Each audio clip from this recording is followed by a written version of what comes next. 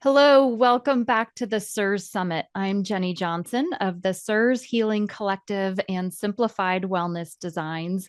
And I'm here today with one of our sponsors. This is Brandon Apple of Mold Inspection Sciences. And Brandon, I'm going to let you do a full introduction of yourself so our listeners, the attendees of the summit, can fully appreciate your training, your background, your connection with mold inspection sciences, your history with them, and then we'll dive into some fun conversation. Awesome. That sounds great. And first and foremost, thanks for the opportunity. Really proud to be a part of this. I know a lot of the goal with this CIRS Summit is to get a lot of good educational material out there. So just super proud to be a sponsor and help kind of continue to kind of push these messages out. So I know how important that is. So again, thank you for the opportunity.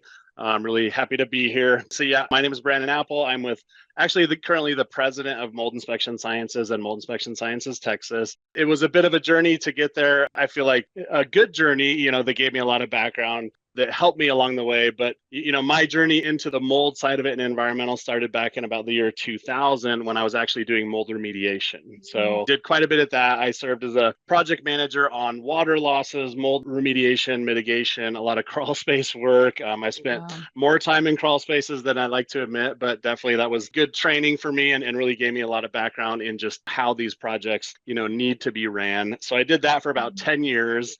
And around that time, I started working with specifically Mold Inspection Sciences was one of the independent consulting companies I was working with. So started throwing a little bit of work back and forth with them. And then I actually decided to throw myself out there and see if they would take me on as an employee of that company, kind of take the work boots off and get more into the consultation side. So actually began with the company back in 2010. And then it was just kind of off to the races from there. So I've been with them now 14 years and just started off, out in the field doing inspections and answering phones, things like that. And then over the years, just get more and more involved in the business side of it and the training and overseeing and management and things like that to pretty much my position now as the president. And I will say also, just to throw it in there, when I first started on this side, I had no idea what CIRS was. I had no idea what specifically mold illness was. So that was another journey that probably began around 2017, I would say. Okay. And one of the remediators we work with locally was with really, CIRS savvy doctors and things along those lines. So I got started to get introduced to that side of it. And that was a whole new learning curve for me. And you really learn that what you thought you knew, you don't really know. Not that, old practices are bad, but they just weren't quite good enough for this select group of individuals. So I've been really happy to be a part of this community and continue to learn and help people around me along the way. So yeah, that's what brings me here today, I guess you could say. That's a wonderful history. I don't think I even realized how long you've been with Mold Inspection Sciences and that rich history that you've had in your development of knowledge and skill, along the way. And here you are now the president working with doctors and patients. I love how you talked about, learning about CIRS and mold illness. That wasn't something that just as a regular, mold remediator inspector, you necessarily learn about the medical side of things. You started getting into that more around 2017. One of the things that I love about mold inspection sciences is, at least on your website right now, you have something called the CIRS protocol. And I know you're getting ready to, kind of change the language on that and expand it. But the essence of it is that, there's a different inspection required and a different remediation protocol that you might write up for a CIRS patient compared to a standard, somebody who's not sick, maybe just had an acute water loss. It's an insurance kind of event. So maybe you can tell us a little bit more about what is this special protocol for people who are medically impacted? Yeah, happy to expand on that.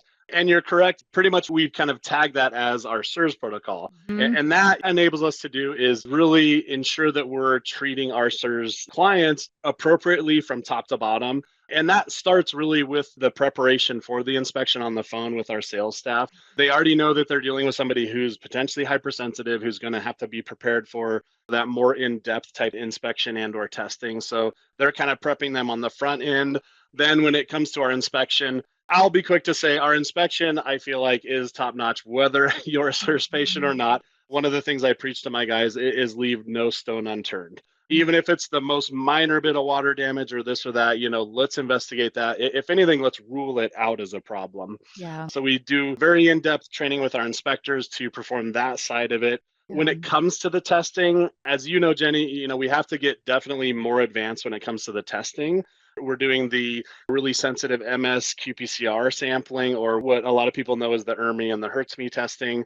A lot of the newer stuff that's coming out with the endotoxins and bacteria like the actinomycetes. So we have to start incorporating these additional kind of layers into the testing.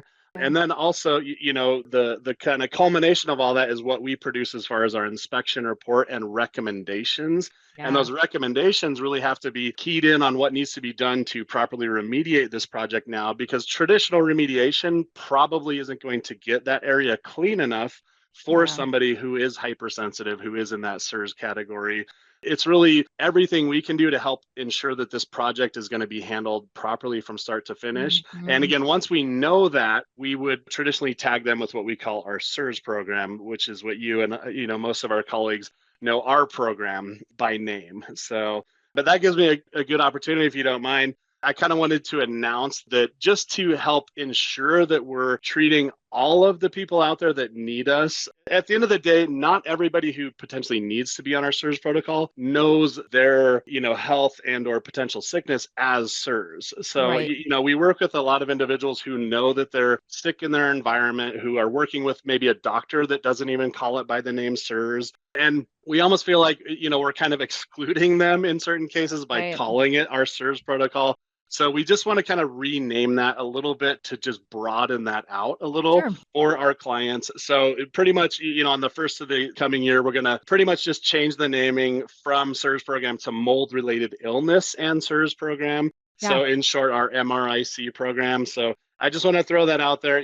Most people, it shouldn't matter a whole bunch, but we're just trying to make sure we capture everybody who potentially needs to be on that more advanced, more cared for protocol, if that makes sense. I love that. Yeah, I think you're right. I think our people who do identify with the term CIRS are going to like that you're still using that word. They're going to see that and be like, oh gosh, okay, this inspection company, they're using the right language. I like that. Exactly. And it's not going to exclude the people who don't know what that is, but they see the medical, the illness side of it. I love that. So if somebody calls your office and they're pretty sure that they need this, or their doctor has said, hey, get a medically important or a CIRS protocol inspection, would they have to say that when they call you guys? Or you mentioned how like your intake people will probably be asking some questions to help determine if they're in that category. How does that part work? Yeah, absolutely. If somebody can cue us into that, that just jumps us ahead 3 or 4 steps. And that's something when we're working, really closely with doctors that are regularly sending our people our way, that's what we'll tell them is, hey, tell them you need to be on our MRIC program. And then again, when they call, it just jumps us ahead a few steps. That being said, though, I feel like our sales team is really well trained at kind of asking the right questions. Hey, are you working with a doctor? Do you believe you're sick? They do have kind of a checklist of things that they're going to run through with these potential clients to ensure that we're treating them properly. Because the hardest thing to do is to kind of come in with a standard approach and then find out that somebody needs to be thinking about these, additional steps. Another thing I'll throw out there, though, is our inspectors are really good about that, too. Aside from what we learn with our potential clients on our initial call,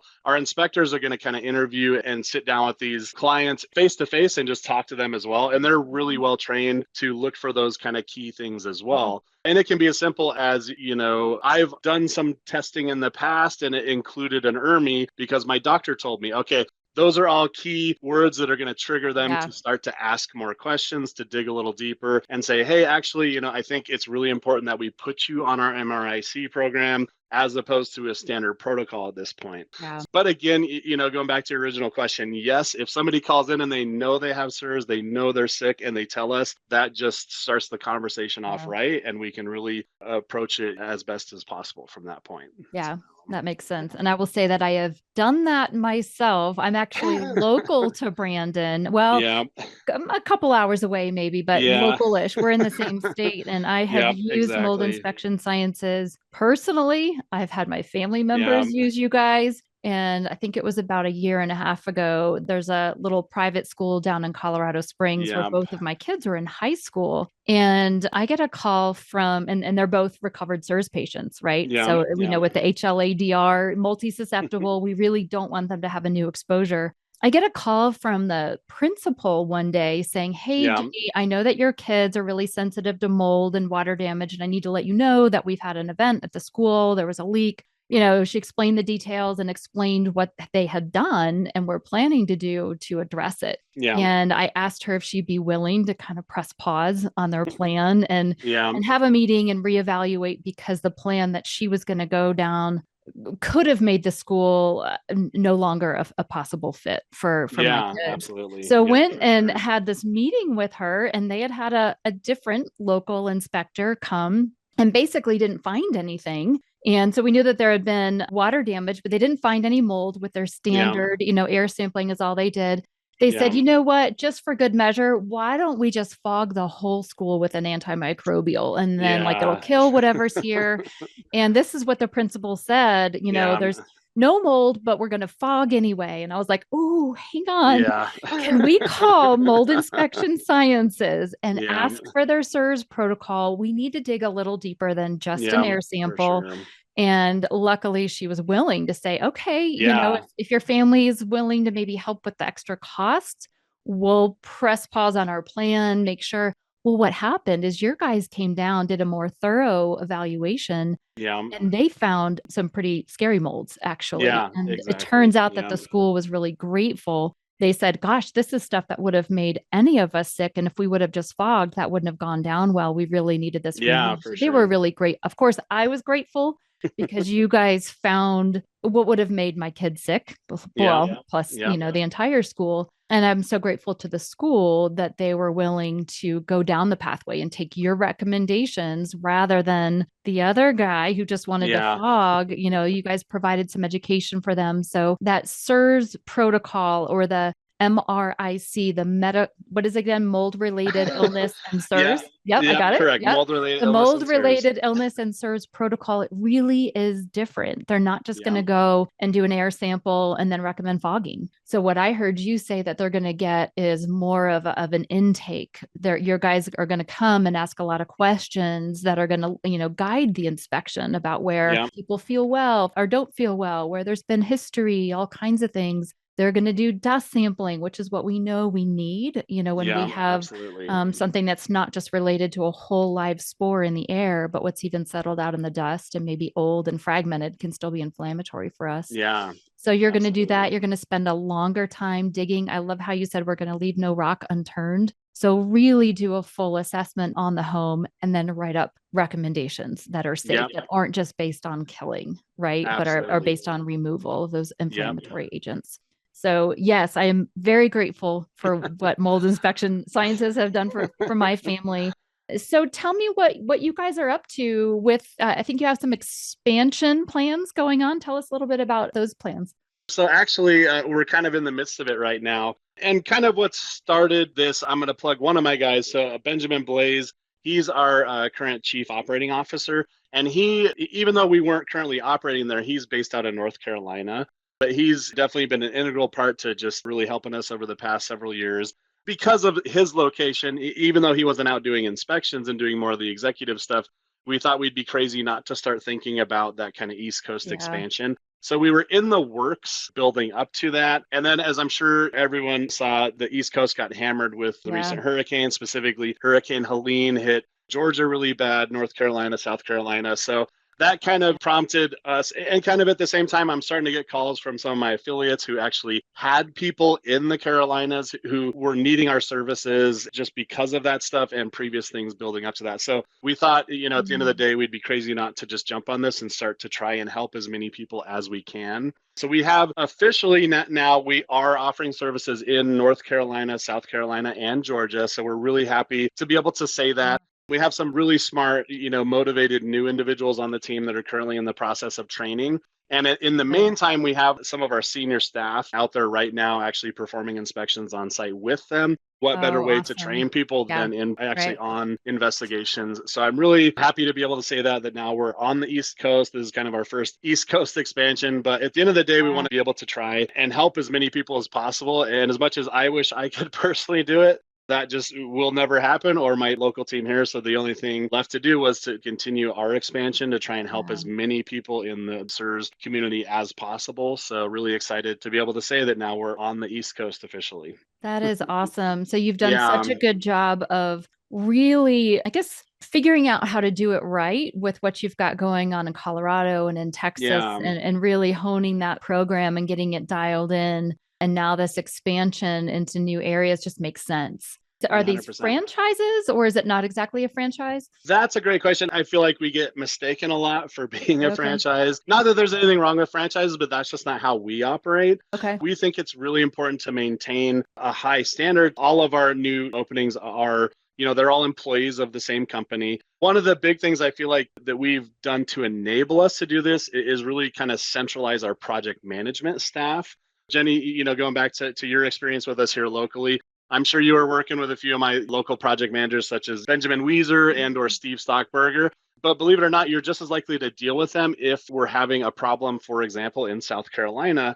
What I kind of preach to my guys is our inspectors are really extensions of our project managers. We spend, countless hours training them in doing what we need them to do, to the utmost degree, which is inspect. So they're the guys we want on site, who know what to look for water damage, who know what to ask the clients and know how to collect samples. But then once it gets to the tail end of that project where we're actually putting together recommendations, we're doing consultations, things like that, that's all done by that centralized project management staff. Cool. So by doing so, I feel like we're able to keep a really high standard Yeah. from start to finish. And again, going back to your question, you're not just calling a franchise who's a brand new guy who's kind of Right. doing his own thing or this or that. It's all centralized and we're very communicative amongst our people, Yeah. and we do everything we can to ensure that, again, we're treating our clients with the utmost care from start to finish. I love that you have that centralized project management team Yeah. so that when, if somebody is using you guys in one of your new branches in North Carolina, they're not getting the B team, right? Yeah, They're still getting A exactly. level service from the people who've been doing 100%. this for years and are highly Yeah, trained exactly. to make sure everybody's getting that quality care. I love that. Yeah, So, how definitely. about this one, Brandon? Where do projects go wrong? And what does Oh, MIS do, Mold Inspection Sciences, to help when a project goes wrong? Give us an example yeah, there. definitely. That's a long list, where the projects go wrong. Because there's honestly so many ways, right? And it can be simple stuff from the beginning as far as, not understanding the full scope. There's so many cases where somebody might have a very obvious issue right there in front of them, right? We know we have a problem here. I can see the water damage, I can see the mold, and they'll pretty much focus on what they know to be the issue. But they get through all that and they find, I'm still not feeling great in this house. There's still something going on. And I'll just take that back to, at the end of the day, it's really important to have a thorough assessment done before you initiate Mhm. work, because the last thing you want to do is do things twice. Yeah. So that's one area, is just not understanding the full scope of what needs to be done from the start. Another really big one, which I know we've all encountered, is just getting the wrong contractors in. Whether it be the people on the testing end, if that specific IEP doesn't understand CIRS and they're not doing the right testing, like the example you Mhm. brought up of that school, not to say that whoever it was that did that testing did anything wrong, but if they don't understand next Yeah. level, testing and or next level Yeah. remediation, they're just not going to get us to that finish line. But the other big one there is, the remediation contractors who may not understand CIRS. At the end of the day, they Yeah. can unfortunately make problems a lot worse. I mean, if they come in and they're not thinking about things properly. That's a big one. I'll kind of plug the CIRSX University over there. They have now the medically important Mhm. remediation program. Yeah. So that's a really great tool for everybody to really get schooled on that. So if this remediation contractor hasn't gone down that road, that can definitely skew a project in the wrong direction. Yeah. Another big one I've seen is kind of lack of clearance testing, moving from phase to phase. If we're not verifying that that remediation contractor has done things properly before we move on to the next phase. Mhm. That's where we might be Mhm. having to do things twice just because we're not being methodical about it. Right. This is all kind of leading up to one of the bigger issues we've seen that we've really tried to attack is the general sequencing of Yeah. the project. I'm going to plug myself now really quick. The last speech I did at the last CIRS conference was on sequencing. So that's available for people through the CIRS website. But what I mean by incorrect sequencing is, for example, if we're in the midst of remediation, if we do our duct cleaning too soon before the rest of the house is clean, we're potentially going to recontaminate that Yeah. ducting, the HVAC system. Also, the big one is contents. When do we deal with contents? How do we deal with Yeah. contents? The other big one that can really kind of throw a wrench in the works is when reconstruction happens, Yeah. as opposed to cleaning and things like that. So the proper sequencing of a project is truly imperative. It's something that has to be well thought out. So pretty much what we do on any one of our CIRS program inspections is pretty much we're going to sequence that project out from the start. So we're going to say, this is step one, Yeah. this is step two, this is step three. And Jenny, as I'm sure you know, a lot of the people that are kind of in these scenarios that are dealing with these problems, they're stressed out. They're probably not thinking straight because of that amount of stress and or the contaminants that they're being affected by. I hate to say it, but mold brain is a thing. My Yeah. clients taught me that term. They're not Yeah. always as clear thinking as they need to be. So again, anything we can do to help them with that process needs to Yeah. be done. And again, that goes back to our report as far as how we're going to guide them. They have it written right Yeah. there in front of them. They can I see love that. that. And I don't want that to come out as, here's your report. Now it's up to you. We also offer a lot of support along the way. We're always encouraging our clients, if you have any questions on this, call us, we'll help, we'll walk you through it. And obviously, in a fully involved project, we're coming out, we're doing testing in between phases and things like that. So it's anything we can do to help support these projects to get them to the finish line, which, that's the goal, is to get these houses clean and safe so that these Yeah. individuals can get better. I was tasked a long time ago. I do a lot of work with Dr. Eric Dorninger here locally, and he's always been, really pounding it into us that step one in the CIRS protocol is to remove the patient from contamination. So I feel like really invested in that step one. Yeah. It's really hard for a doctor to make any progress if you Yeah. can't get them past step one. So we Absolutely. really, You guys are on the front lines of saving the world in a way. If we think yeah, of, 50% of buildings being water damaged and a quarter of the yeah, population being sensitive to developing CIRS from that, people to properly assess these buildings and tell us how to fix them so that all of us can get well it's a public health need. It's huge yeah, and it's expensive. And if someone is going to pay, Dr. Dorning uses the phrase time, energy, and money. And, if we're going to yeah, expend our time, energy, and money getting, professional service on our home, we need it to work. And so yeah, what I absolutely. see as a coach in this space is so many people, they don't know what they don't know yet. And they go Yeah, and hire somebody who's not properly equipped to do this, for a CIRS person, and then they have to redo it. They end up kind of yeah, for creating a sure. mess out of things and have to start over again. So Yeah, I'm glad you put a absolutely. plug for that. The course in CIRS, the CIRS Institute Medically Yeah, Important Remediation course.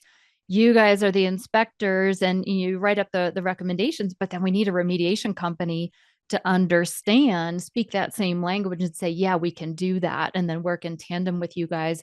I'll just share back to absolutely. my experience with Yeah, my kids' school a couple years ago. You guys wrote up a beautiful plan, recommendations, yeah, and then, we reached out to a few remediation companies in town. And what was interesting is they would want to make up their own plan. Like, oh, okay, well, we see their recommendations, but here's what we would do differently. I'm like, yeah, no, no, no. Like, no, I'm not looking for your plan. yeah, I want to follow, this medically, relevant plan set out by the inspector. yeah, Can you do exactly this? Or, very close anyway, with maybe some minor adjustments that their team needed to do. But it was amazing how often they wanted to come and say, oh, well, we'll take this part out and we'll use this solution to clean, to wipe down with, yeah, yeah, or we're going to fog before this step. I'm like, no, we're not, and so they wanted to modify yeah, it. And so I like that you talk about being a part of the project, the sequencing and kind of the hand holding throughout the whole thing and making sure that the clients from start to finish, really do get the right thing, that you guys can be a part of the project the whole way through. Yeah, absolutely. Yeah. Absolutely. Yeah. And we offer as much support as we can. As I'm sure you know, though, that there's a certain point where, we'll actually also recommend somebody like yourself to get involved. Again, these people are in high stress situations that they're not always thinking clearly. And to put all these things together, is really difficult. So we give as much as we can on the stuff we know. And then in certain cases, we'll send them to you as well to help with the coaching and things like that. So And yeah, I love doing that part. it's a community effort. Once you're kind of in this community, it takes all of us working in tandem, the doctors, the remediators, the coaches, anything we can do to help support the patient at the end of the day. And it takes that team approach. It takes everybody being on top of it. Going back to the remediators, it takes, somebody who's open-minded. And again, traditional remediation, it's fine for a lot of people out there. We need those remediators who are willing to take the next step and understand that, okay, even though that's built on some good stuff, we need to now build upon it.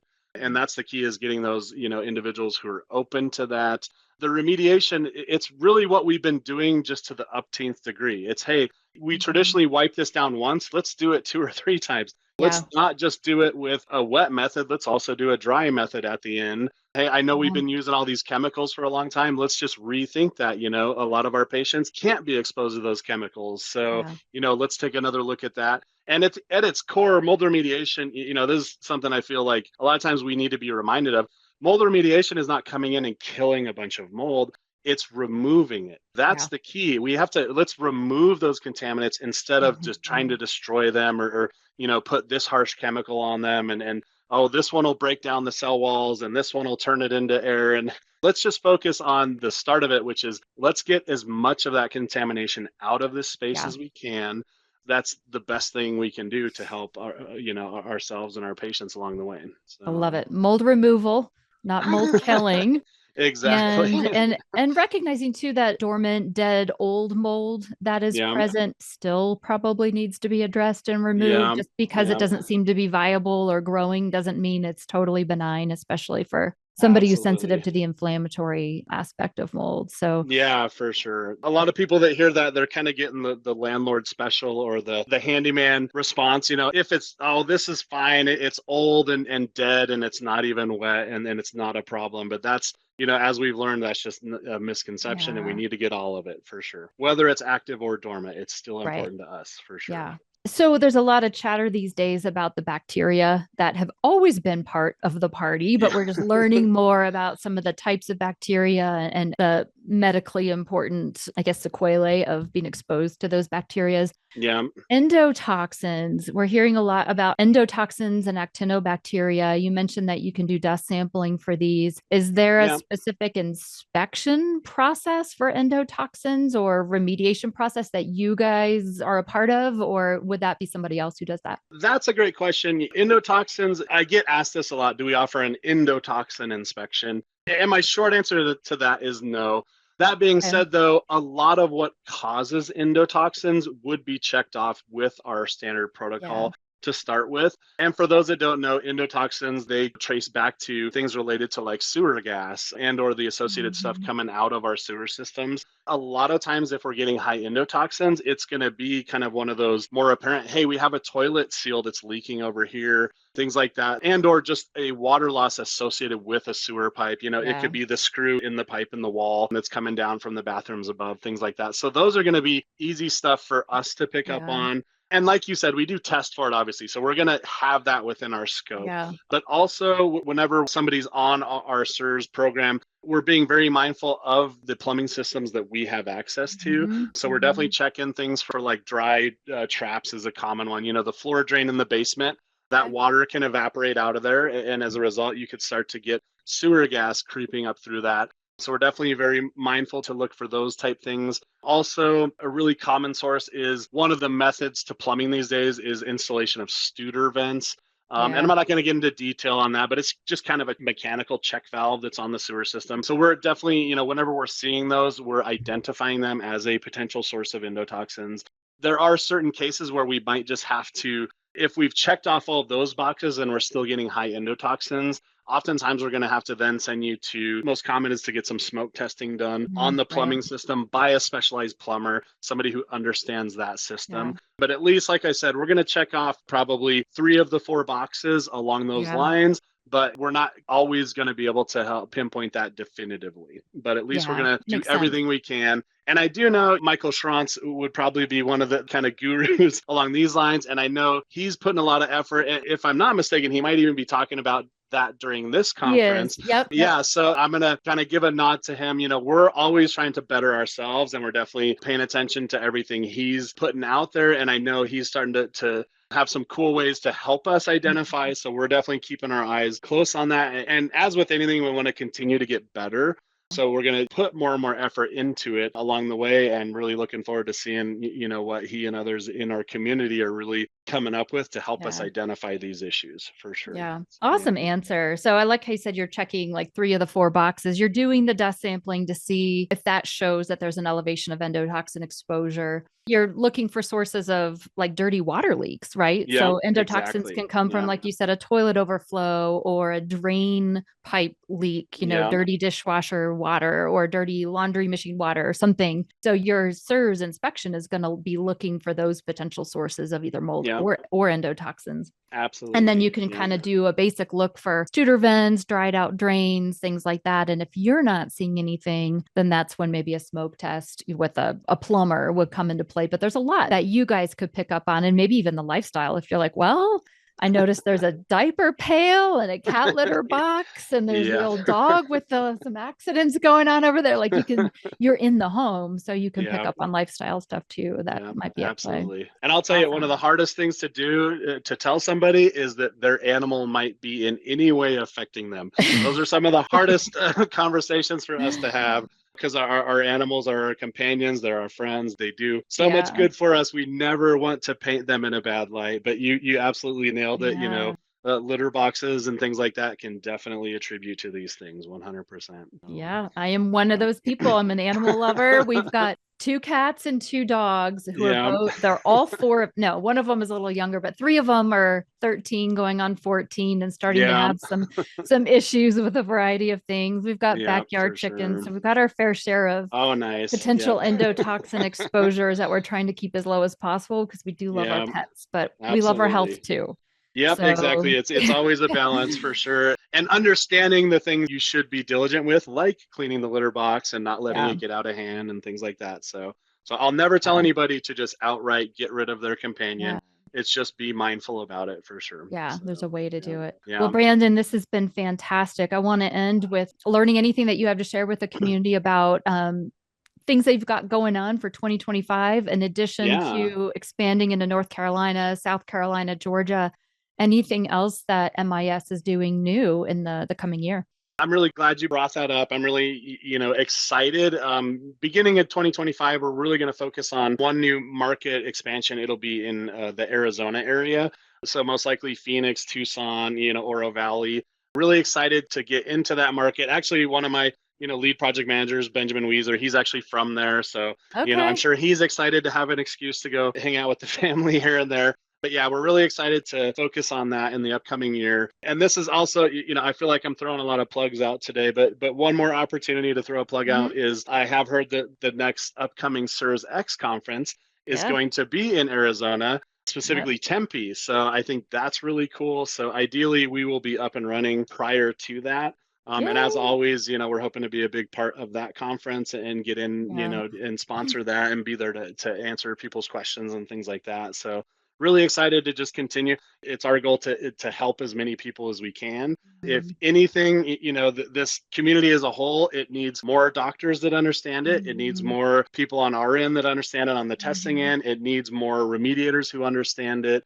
Along down the line, HVAC guys, like-minded contractors for the rebuild, things along those lines. So anything we can do to help progress this community as a whole, we're definitely invested in. And that just includes, our expansion into as many areas as possible to help as many people as possible. Boom. That's what we're trying to do. I love it. I so appreciate all that you've done, just digging in, since you learned about the medical side of your industry, jumping in with both feet and learning.